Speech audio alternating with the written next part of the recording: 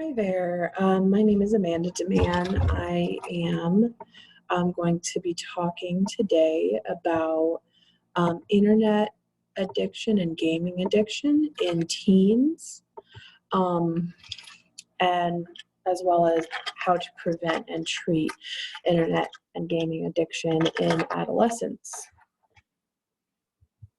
So the first thing we're going to talk about is me.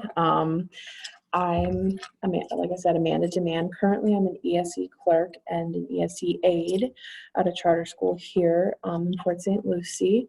I have my degree, my AS degree in elementary special education. Currently, I'm going for a degree in human services, and I'm going to be then moving forward to pursue my degree, my bachelor's in human services. And then getting my special education certification on top of that. The reason I'm interested in this particular topic that I chose is because it is relevant to my current job, as well as what I might want to do in the future in the human services field, working with children and adolescents. I know that internet addiction is definitely something, and gaming addiction in kids and teens is something I see here at work at a school all the time, and that I've seen in the past working in the school system. So definitely this is relevant to what I do now, and it's relevant to what I want to do moving forward. Definitely a topic that intrigued me for that reason. So first, let's get started with an overview of internet addiction. There was a study done in Croatia by a researcher. Her name is Caroline. Oh, my apologies. Her name was Silvana Karic and Stephen Oreskovic. They did a study on a set of 1,078 teens who basically they reported that they felt they used 84% of them reported overusing the internet and strictly for entertainment. That study also found that adolescents between the age of 15 and 16 were more highly impacted by internet addiction, especially males. Teen girls, however, while males had a higher prevalence of being addicted to gaming, teen girls, according to childmind.org, are more negatively impacted because they're spending that time on the internet, constantly scrolling and comparing themselves to their peers, whether it be their body, their lives, etc. So overall, just in general, internet overuse definitely impacts teens negatively, because we see in teens who experience this type of addiction to the internet and gaming higher incidences of anxiety and depression. So the question of what causes internet overuse and addiction in adolescence, it's sort of a chicken or the egg, what came first type of a issue is what I found when I've been researching,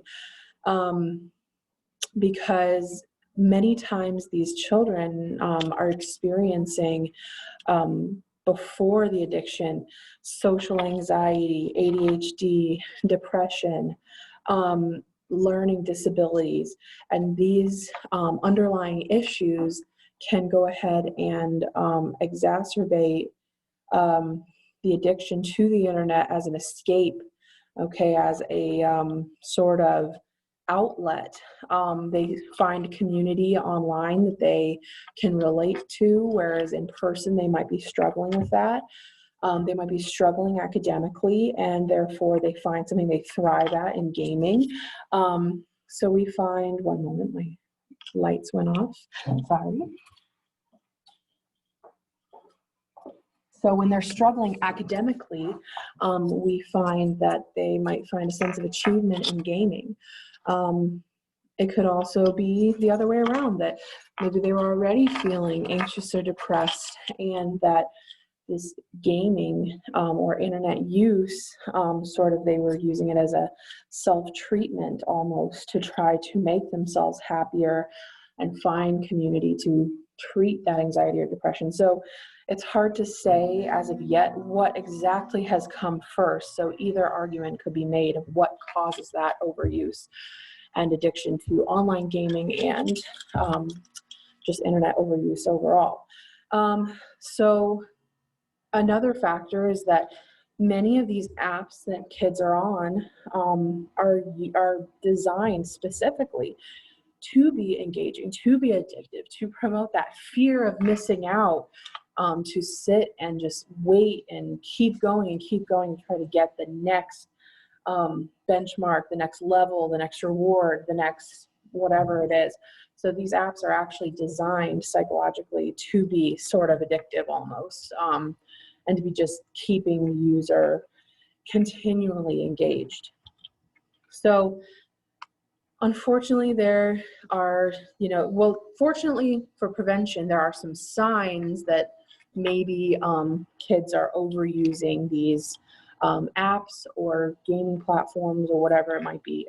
Those signs include lowered grades, lower social engagement, just like your typical addictive issue, your typical signs of addiction, like, their irritability when being asked to reduce or stop the use of the gaming or the internet, skipping meals and showers in order to go ahead and use the internet to go ahead and game, and hiding, concealing the amount of time spent, okay? And those negative outcomes from, that can be, like we were talking about before, that higher incidence of depression, of anxiety, the lowered self-esteem because of the constant comparison of oneself to others on the internet, and definitely exposure to riskier, harmful content, because unfortunately, the internet is such a vast place with many things on it that aren't supposed to be viewed by teens. We can see that exposure to that riskier type of content that can, alter. We also can see hormonal disturbances due to that lack of sleep from staying up all night wanting to game. So we have a lot of ways we can try to prevent those negative impacts and prevent the addictive nature of gaming and internet. So one study that I read that I found particularly interesting was conducted by a group of researchers at Pennsylvania State University. And what was found in this study was that promoting resilience in teens can be something that greatly reduces those negative impacts, because if they're resilient and they have confidence in themselves and things like that, then they are much less likely to be negatively impacted by what they're exposed to on the internet.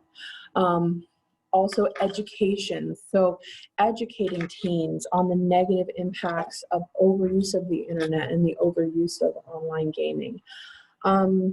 So also helping those kids who might be struggling academically or socially or with anxiety or depression, to help those children find more productive, more positive outlets and hobbies. Maybe getting them involved in a sport, maybe helping them get involved in the art club or the anime club or some other more productive and less addictive outlet that can help them really tackle the core issues that they might be sort of diverting away from with, getting really involved in gaming and internet overuse. Also, parents definitely setting those healthy boundaries with screen time and in regards to internet use and gaming, that can definitely help helping kids form that routine and, you know, educating them on why those boundaries are being set can definitely help in prevention. Now with treatment, mental health treatments of varying kinds can help. CBT can help curb that addictive, that already addictive behavior that's been established. And family therapy can help with that as well, because when a family goes as a unit, then those underlying issues can be talked about as a whole unit and hopefully resolved. There are also inpatient treatment options at various facilities to help maybe a more, unfortunately, like addictively involved person to seek help and get away. Some people have also suggested wilderness treatment to get away from all technology altogether, and just to sort of cold turkey go off and be without those technology distractions and the internet. Some resources. Some resources to help with prevention and treatment. We have the Substance Abuse and Mental Health Service Administration. This website is very, very useful for a wide variety of mental health treatments in order, including that online gaming addiction and internet addiction. Those resources include include help for finding a treatment center near you, for finding therapy, you know, whether it be cognitive behavioral or anything related to that nature. So this is a it's a national helpline. It's very useful.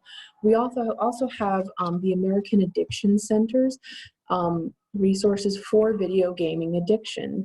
This is a great resource for parents to find out and kind of gauge. It includes a questionnaire of the behaviors they're seeing in their kids to gauge sort of the level of addiction to gaming and online, you know, to gaming addiction overall, so that parents can kind of get a better idea of how addicted their kids might be, or how to help them as well. This website for the Elk Rivers Treatment Center is very useful, because this is a treatment center that does specialize in treating teen video game addiction. This is another website that could help educate both parents and teens on the negative impacts of gaming addiction, as well as how to treat that gaming addiction, some tips and tricks. These are very useful resources, I felt, for treating internet addiction and gaming in gaming. So my source here, you know, we were talking about that internet addiction resource and that study done over there in Croatia. This is we have childmind.org. This article about this study done about teen resilience and the negative impacts of internet overuse and gaming addiction, as well as, again, the Elk Rivers Treatment Center resources for that gaming addiction. So thank you for viewing